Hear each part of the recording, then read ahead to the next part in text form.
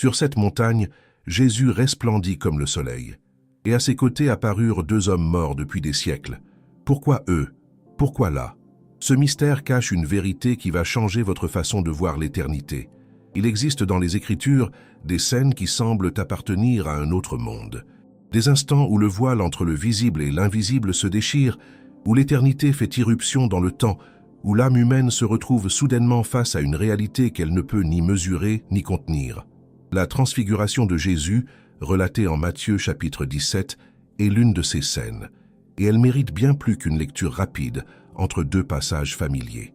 Charles Spurgeon, ce prédicateur extraordinaire du XIXe siècle que l'on a surnommé le prince de la prédication, répétait souvent à ses auditeurs que les grandes vérités de l'Écriture ne se livrent pas au premier regard. Elles exigent qu'on s'y attarde, qu'on y revienne, qu'on s'assoie devant elles comme devant un feu qui réchauffe lentement, profondément, jusqu'aux os.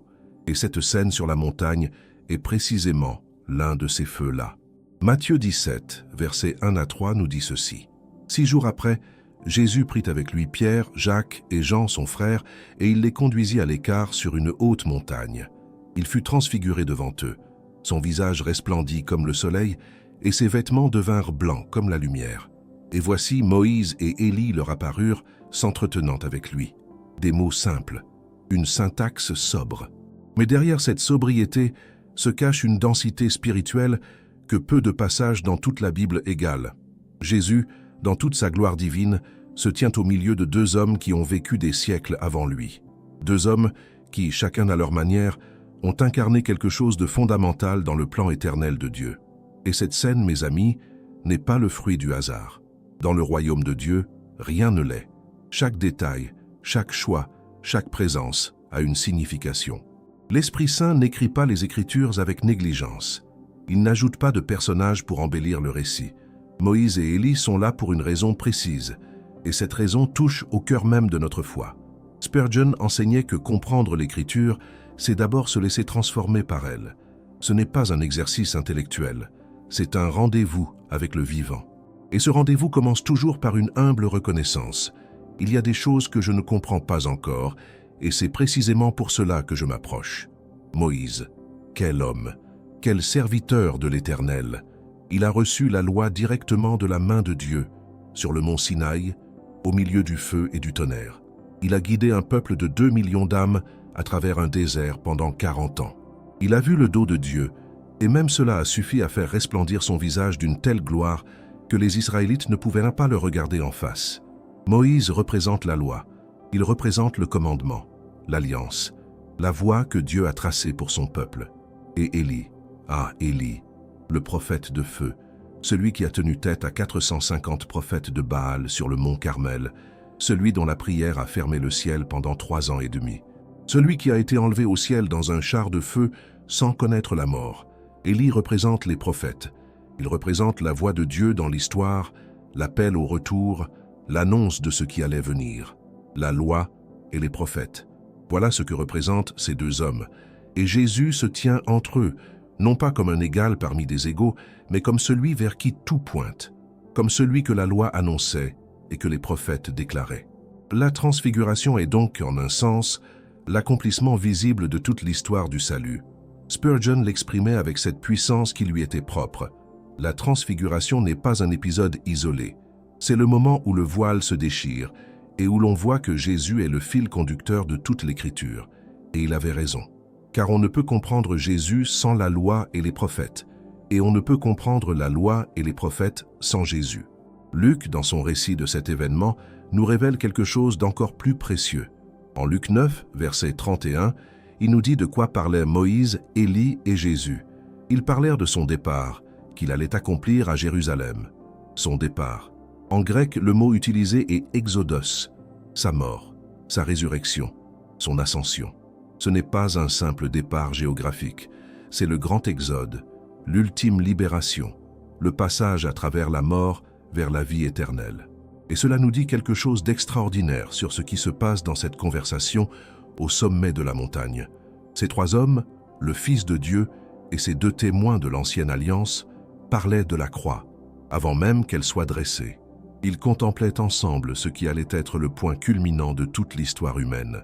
Mes amis, cette conversation sur la montagne n'est pas terminée. Elle se poursuit aujourd'hui dans le cœur de tout croyant qui s'approche des Écritures avec faim et humilité. Car Dieu veut encore nous révéler des choses. Il veut encore ouvrir nos yeux à des profondeurs que nous n'avons pas encore explorées. Si cette parole touche quelque chose dans votre cœur, si elle réveille en vous ce désir de creuser davantage dans la connaissance de Dieu, abonnez-vous à cette chaîne.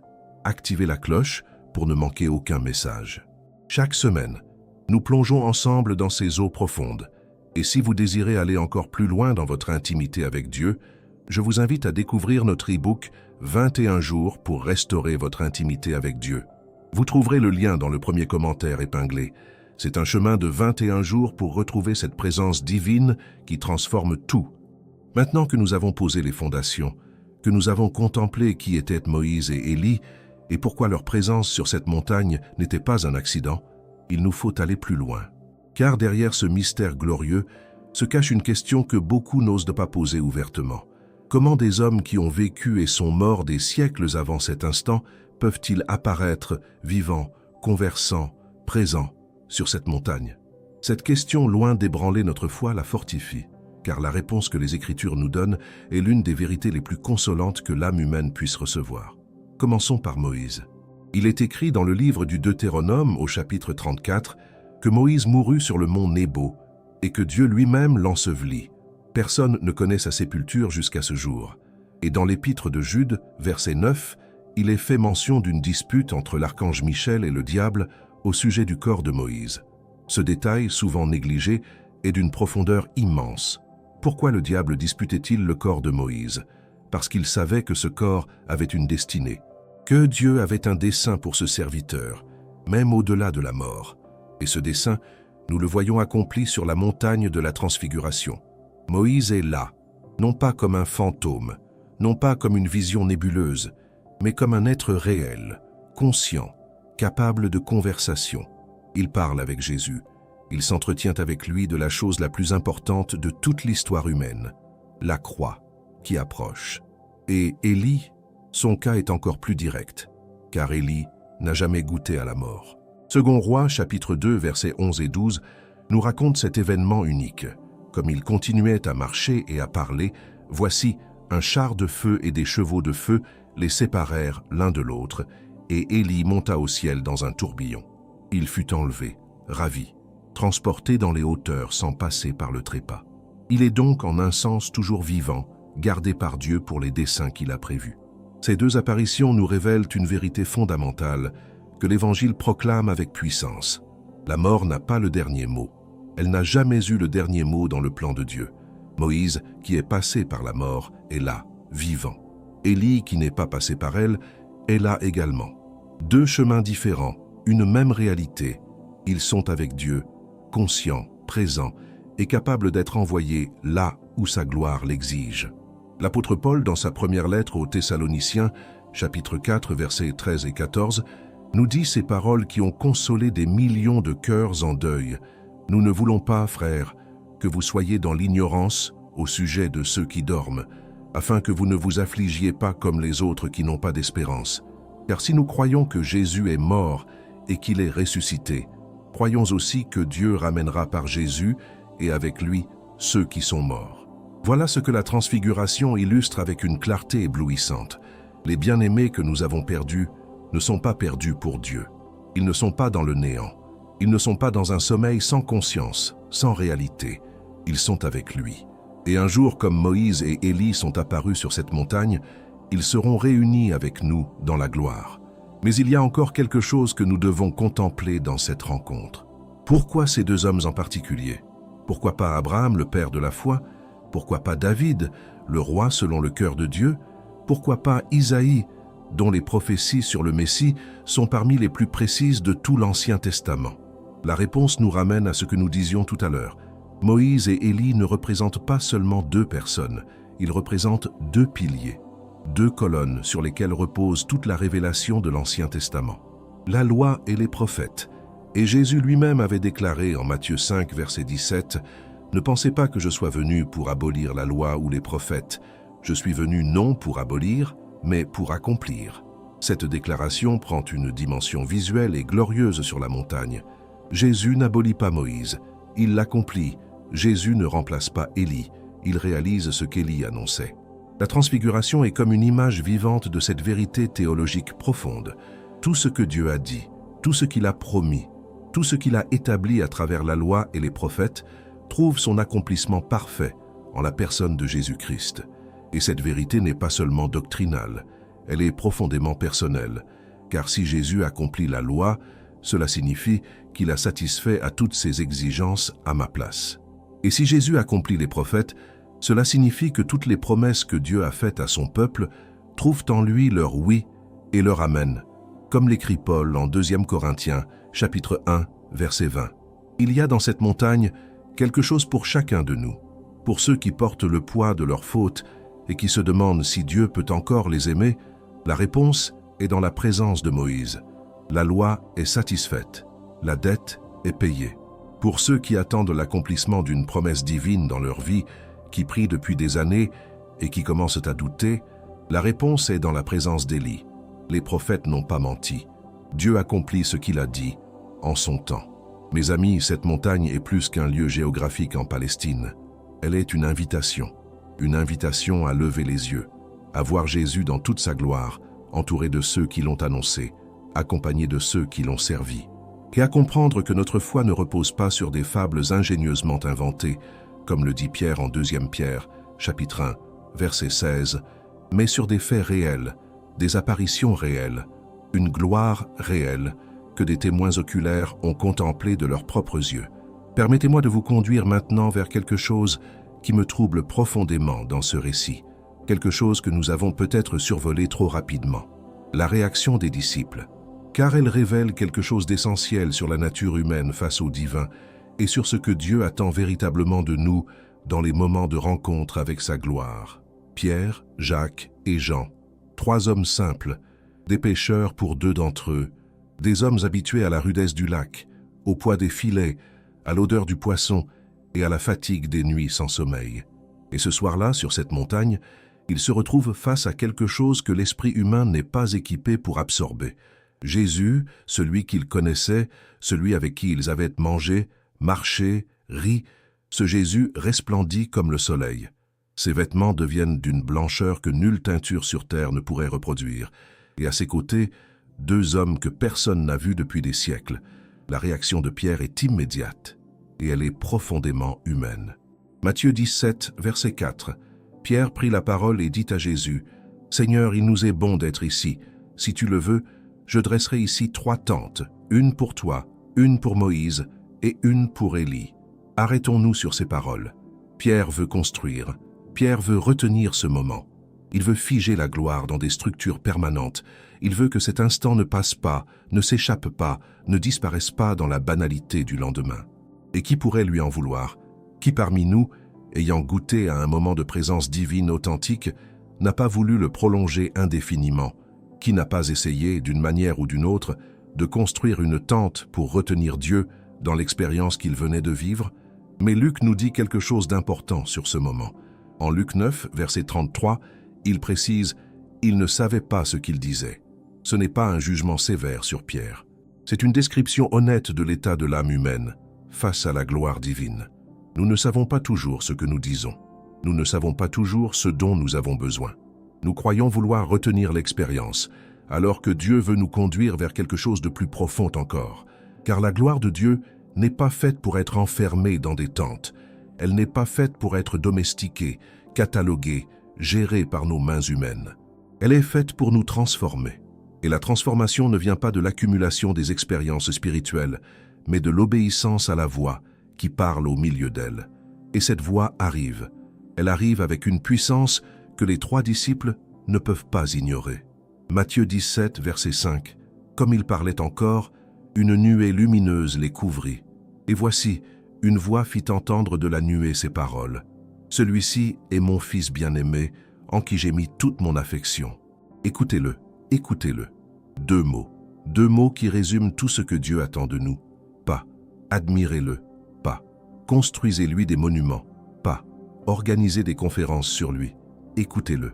L'obéissance commence par l'écoute, et l'écoute véritable est celle qui change quelque chose en nous, celle qui descend de l'oreille jusqu'au cœur et du cœur jusqu'aux pieds, qui marche dans une direction nouvelle. Cette voix du Père, mes amis, n'est pas seulement adressée à Pierre, Jacques et Jean, elle traverse les siècles. Elle nous parvient aujourd'hui avec la même autorité, la même clarté, la même tendresse. Celui-ci est mon Fils bien-aimé, écoutez-le. Dans un monde saturé de voix, dans une époque où chacun parle, crie, proclame et revendique, la voix du Père nous invite à faire quelque chose de radical. Écoutez son Fils et remarquez quelque chose d'extraordinaire dans la suite du récit. Matthieu 17, verset 6 nous dit « Quand les disciples entendirent cela, ils tombèrent sur leurs faces et furent saisis d'une grande frayeur. » La gloire de Dieu produit la crainte, non pas la terreur paralysante, mais cette crainte révérentielle qui remet l'être humain à sa juste place, qui rappelle à l'âme qu'elle se trouve en présence de quelqu'un d'infiniment plus grand qu'elle. Et Proverbe 9, verset 10, nous rappelle que la crainte de l'Éternel est le commencement de la sagesse. Ce n'est pas une sagesse de bibliothèque, ce n'est pas une sagesse acquise par les diplômes ou les années d'expérience, c'est une sagesse qui naît dans la poussière, le visage contre terre, quand l'âme reconnaît enfin qu'elle n'est pas le centre de l'univers. Mais Jésus ne les laisse pas dans cette prostration. Verset 7, Jésus s'approcha, les toucha et dit « Levez-vous et n'ayez pas peur ». Ce geste est tout. Ce geste contient tout l'Évangile. La gloire divine qui terrasse et la main du Sauveur qui relève, la sainteté qui écrase et la grâce qui restaure. C'est le mouvement éternel du cœur de Dieu vers l'humanité. Il nous révèle sa grandeur pour que nous sachions qui il est, et il nous touche pour que nous sachions que nous n'avons pas à le fuir. Levez-vous. Ces paroles ont été prononcées sur cette montagne, mais elles résonnent dans chaque vie brisée, dans chaque cœur qui s'est prostré sous le poids de la culpabilité, de la honte, de la peur. Levez-vous. Ce n'est pas une permission accordée à contre-cœur, c'est une invitation aimante.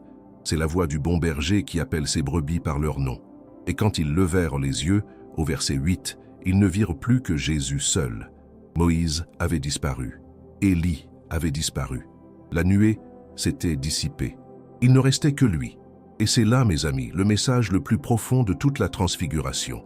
La loi a sa place, les prophètes ont leur place, mais à la fin, il ne reste que Jésus, seul, suffisant, complet.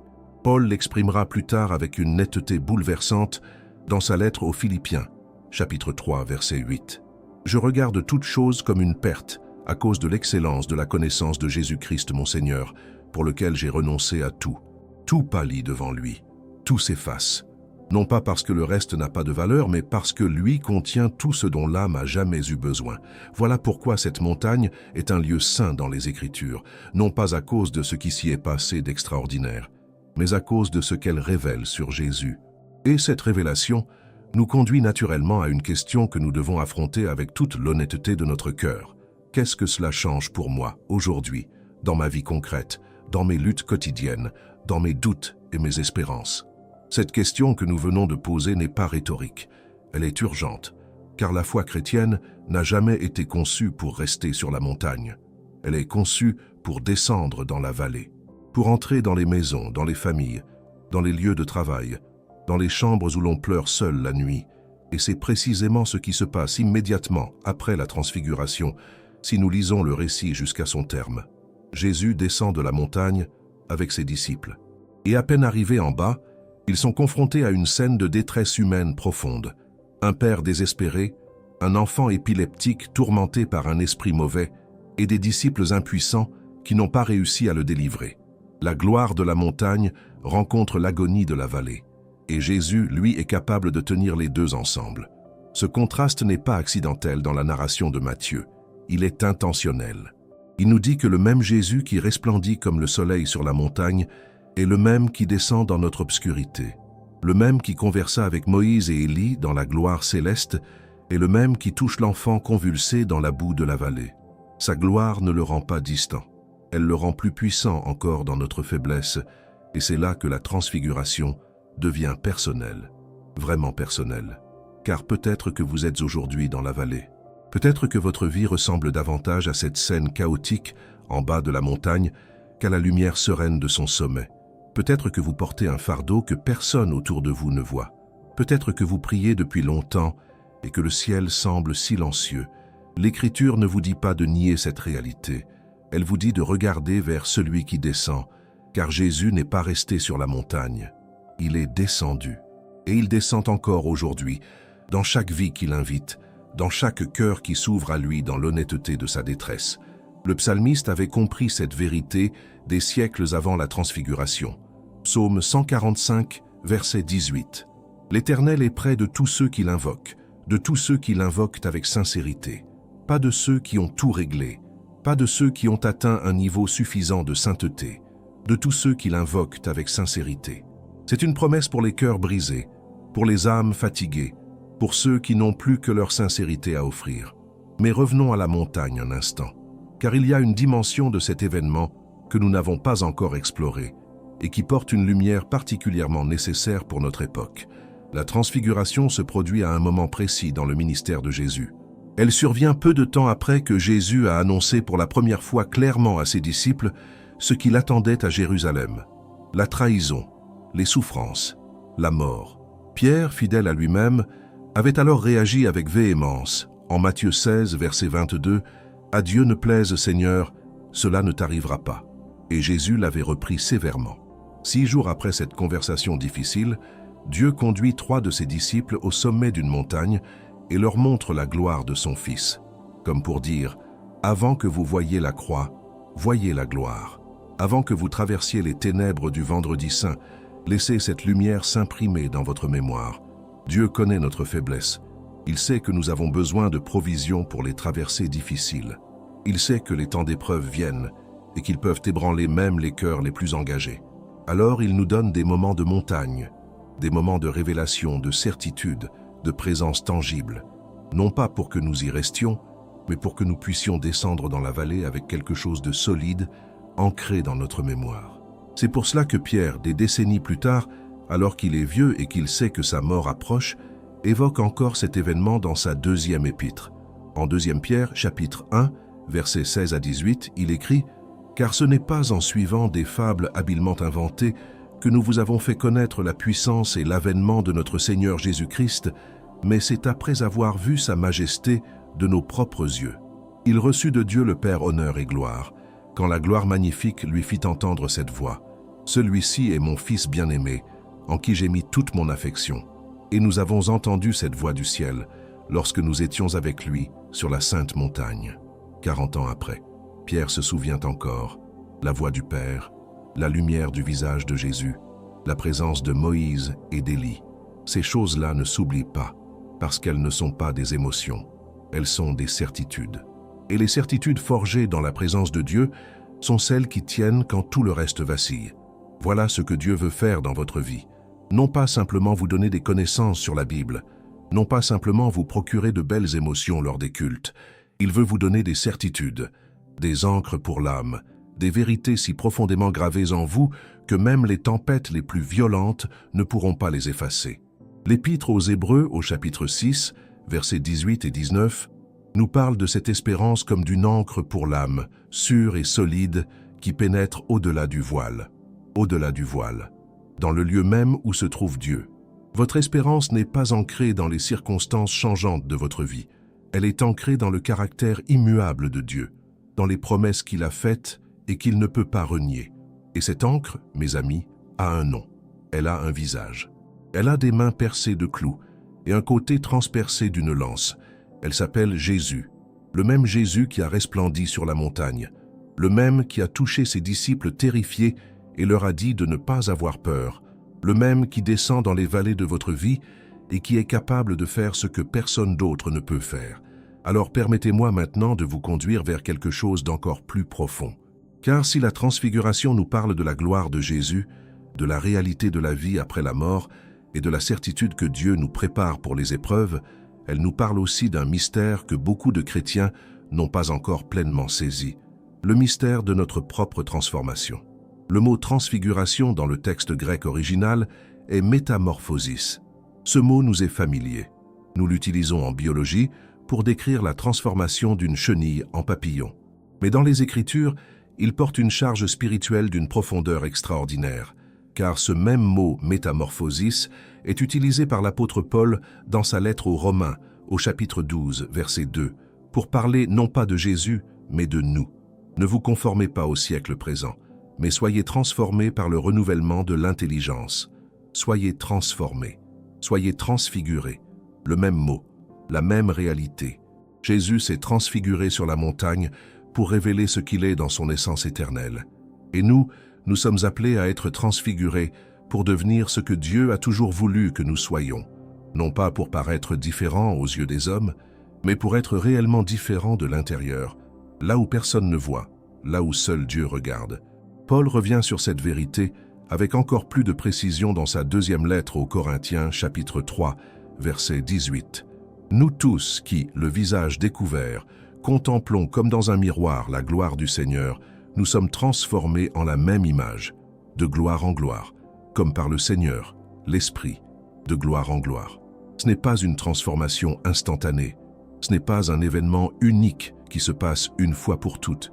C'est un processus, un chemin, une progression continue. Et ce qui produit cette transformation, ce n'est pas notre effort, ce n'est pas notre discipline, aussi précieuse qu'elle soit, ce n'est pas notre assiduité au culte ou notre connaissance théologique, c'est la contemplation. Nous tous qui contemplons la gloire du Seigneur. La transformation vient de regarder Jésus, de le regarder longtemps, avec attention, avec désir, avec un cœur qui dit « Je veux te connaître », pas seulement connaître des choses sur toi. Il y a une différence immense entre connaître des vérités sur Dieu et connaître Dieu lui-même. Le diable connaît plus de vérités théologiques que la plupart d'entre nous. Il sait qui est Jésus. Il l'a reconnu immédiatement pendant son ministère terrestre. Mais cette connaissance ne l'a pas transformé, parce que la connaissance sans relation est stérile, et la relation sans contemplation est superficielle. La transfiguration nous invite donc à quelque chose de concret dans notre vie spirituelle quotidienne. Elle nous invite à monter sur la montagne, non pas géographiquement, mais spirituellement, à trouver ces moments de retraite intérieure, de silence devant Dieu, de contemplation de sa parole. Ces moments où nous cessons de parler pour écouter, ces moments où nous cessons de demander pour simplement être en sa présence. Jésus lui-même nous en a donné l'exemple.